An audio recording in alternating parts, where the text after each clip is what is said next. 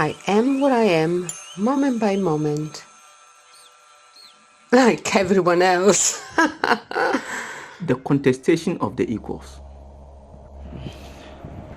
As promised in the previous video, I'm going to explore an aspect of contemporary science, of the so-called queen of philosophies, mathematics. Graphic notes. I write about the equal in the title of the video so that no one will confuse the mathematical science with a supposed political challenge of mine on the of people's equality. Okay. Non-Euclidean geometrics was born from the contestation of the postulates of parallel lines, which can only be proven by absurdity, while the initial abstract hypothesis of mathematics, which starts from the unit of measurement of the root of -1, has in relative recent times had interest applications in the field of the investigation of microcosm. I would like to introduce a radical argument, the contestation of the equal sign, on which all mathematics has been based since the invention of modern algebra. The challenge is radical because it questions the need always compares the quantities or the qualities typically of the rational function. It is clear that it is also intended to contest the science major or minor as to exclude any stupid initial comments. The objective is to base the whole investigation of perception on the rational mind alone, excludes a prior any other faculty of our intellect. That is, we should use only the exclusively and the functions of the cerebral cortex and exclude a prior the acquisition of the emotional, instinctual, and spiritual sphere. That is, I dispute Kant's famous phrase that the real or all the real is rational. On the other hand, even before Kant, the idea that it was rationality that should guide mankind is an old one, dating back to the late Middle Ages, when, I admit, promoting rationality was a bitter battle against the obscurantism and integralism of an ecclesiastical apparatus that did not give up the power of knowledge on the things of the world.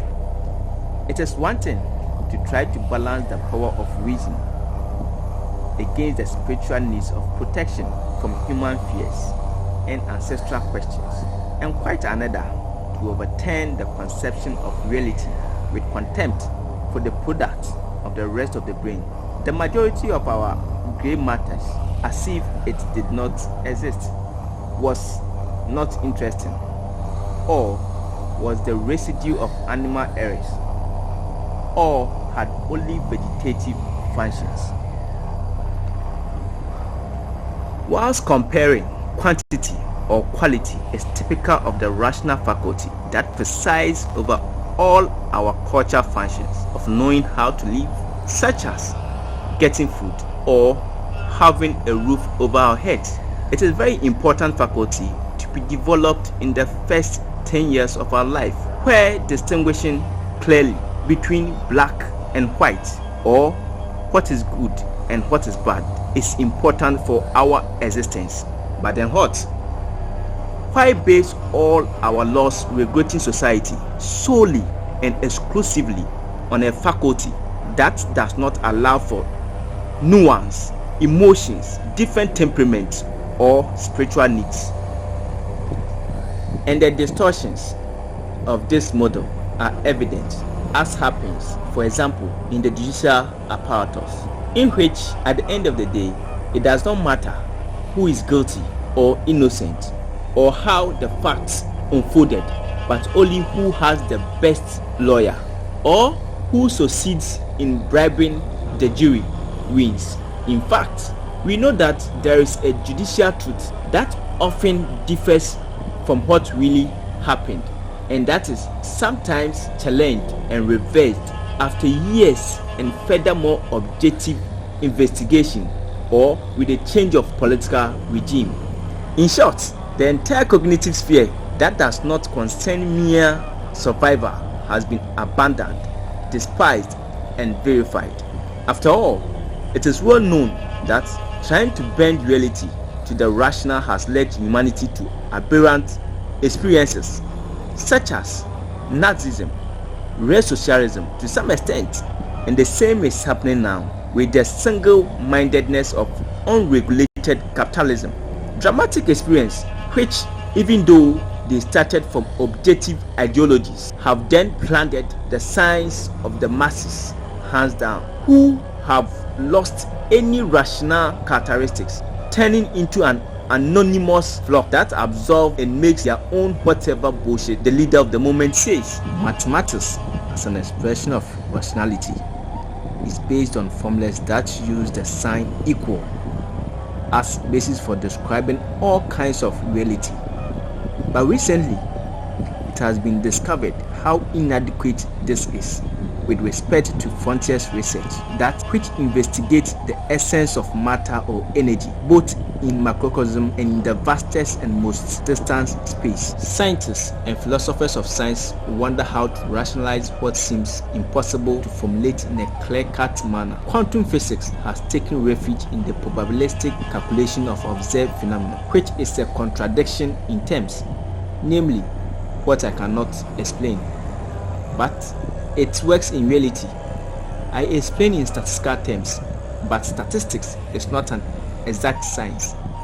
That is to say, it is not certain that 100% of phenomena will take place, will unfold in a certain way. In geometry, we are in disaster. How can you measure the earth? This is the etymology of the word.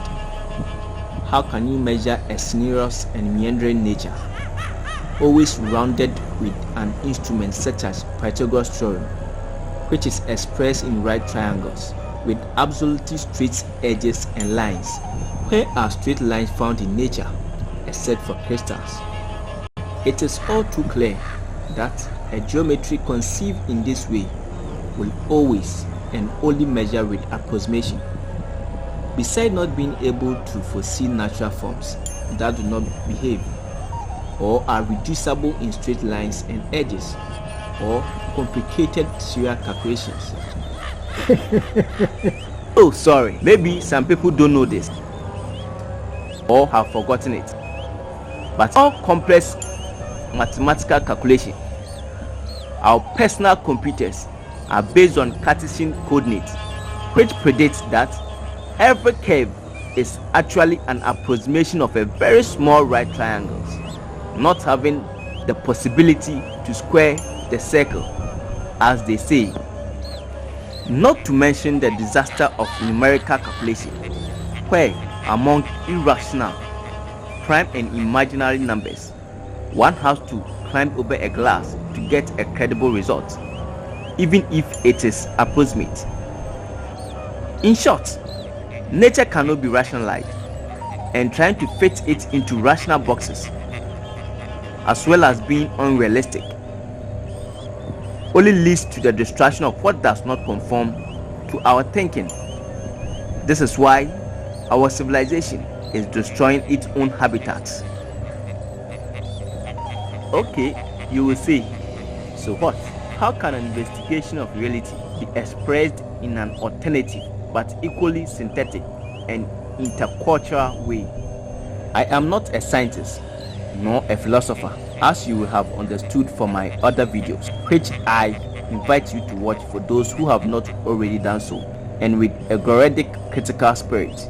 I am happy to pass on my doubts and questions to those who know more and who perhaps have the time and desire to ask themselves the same question as me. I would suggest a reprisal of the study of interior, that is, those types of ancient disciplines that are based on the conscious investigation of the functioning of our intellectual faculties with the development of unconscious techniques. Our mind is made up of myriad of information of all types and interconnected with each other.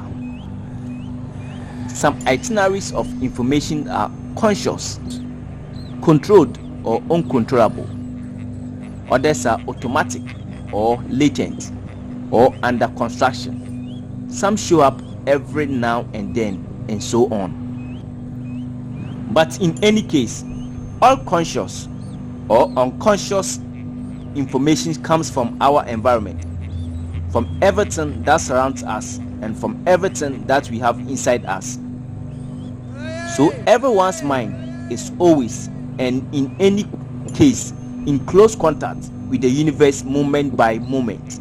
And in a rational way, it is the assumption, the philosophy, the utopia that we cannot know anything else that our faculties can know. Obviously, I mean, it is the bet that perhaps in order to become aware of reality, it would be better to investigate the workings of our brain rather than what is outside or inside. The challenge in the contemporary key, free of all religious tapping, which studies ourselves with the instruments of investigation within us. On other hand, the faculty of becoming conscious and controlling emotions, breath, heart, and perhaps even the digestive system is used and known by many actors, dancers, managers, or astronauts. They use techniques borrowed from ancient knowledge and knowledge handed down and borrowed to contemporary professional needs. Look, all you have to do is reverse the means with the end and new dimensions of knowledge open up. We cannot say anymore because this type of knowledge is resistance to words, to writing and expression of rationality.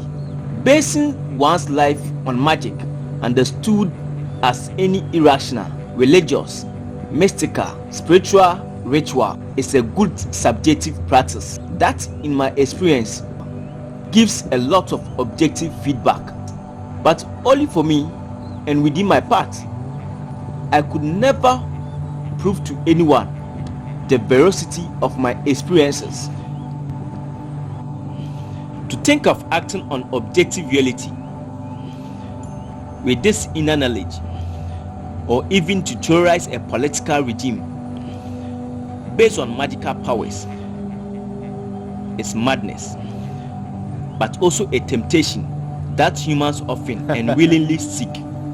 This would explain the success of Nazism and real socialism, as well as the various theocratic regimes or dictators worshipped as gods, where what prevails is the imposition of a very narrow cage of ideal prospects, with an obvious increasing gaps between them and reality, or even the use of pseudo magician and sorcerers for the most diverse reasons. But the greatest danger is when someone tries to use knowledge or power for his own benefits, because then it is the power that takes over the subject and usually ends up very badly for him and for the people who listen to him. In short, either one manages to get the duck out of the pot without killing the duck and without breaking the pot, thus understands which parts of consciousness one wants to take, or one will relegate my suggestions to a pile of utter nonsense. In any case, let everyone play their own game with commitment and seriousness, but possibly with a minimum of awareness of what they are doing. However, I would like to see young explorer trying to combine inner investigation with outer knowledge. Scientific knowledge, mind you. Reinventing a relationship with themselves and the universe. Becoming aware that every individual, every being, every piece of rock is a universe, different and equal to other infinite interconnected universe. It may seem strange and improbable to most people, but reaching the perspective consciousness of the dimension in which one overcomes the black or white, good or bad, opposition typical of rationality, is the basis from which to acquire a true holistic knowledge of reality. And I can assure you that when you go beyond the dimension of opposites, the sign of the equal loses its meaning.